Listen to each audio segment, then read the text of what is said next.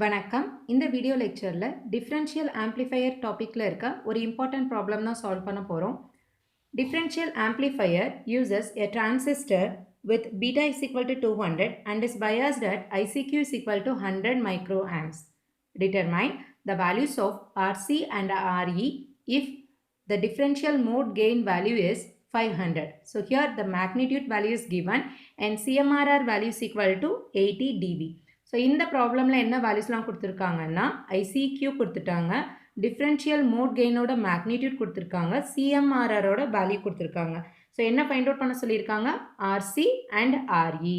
Okay, so previous ஒரு problem பார்த்துருந்தோம். அங்கே ஆர்சி ஆர்இ வேல்யூஸ் கொடுத்துட்டு ஏடிஎம் ஏசிஎம் சிஎம்ஆர்ஆரோட வேல்யூஸ் கேட்டிருந்தாங்க. That is also very important. இந்த ப்ராப்ளமில் ஏடிஎம் சிஎம்ஆர்ஆர் ஐசிக்யூ வேல்யூஸ் கொடுத்துட்டு ரெசிஸ்டன்ஸ் வேல்யூ கேட்டிருக்காங்க. It is very simple problem. So solution last given data எழுதிக்கிறோம். Beta is equal to 200, ICQ is equal to 100 microamps. 100 micron என்ன அர்த்தம்? Into 10 to the power minus 6 ampere. Okay. ADM ஓட magnitude என்ன? 500. CMRR ஓட value 80 dB.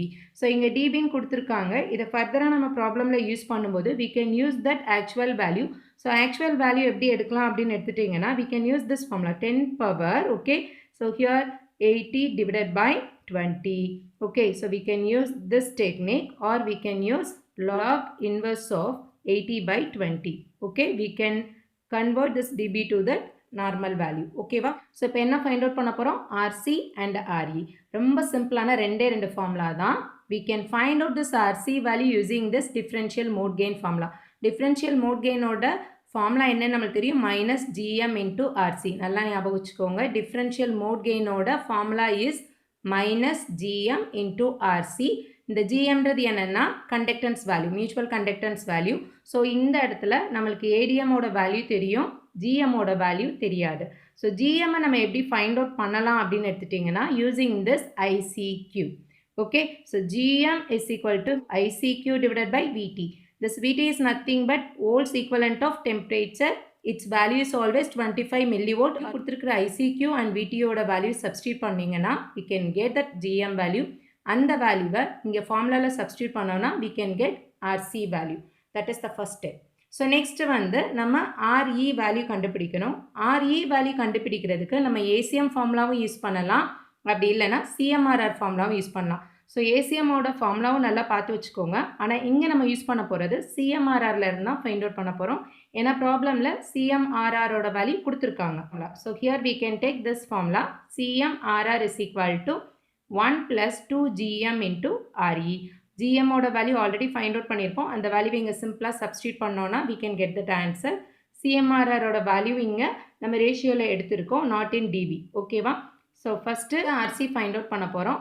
For that GM ஓட value எப்படி எடுக்க போகிறோம்? ICQ by VT, that is equal to 100 microampere divided by 25 millivolt, that is equal to 0.004 or 4 millimho. Okay, so conductance ஓட unit என்ன? மோ.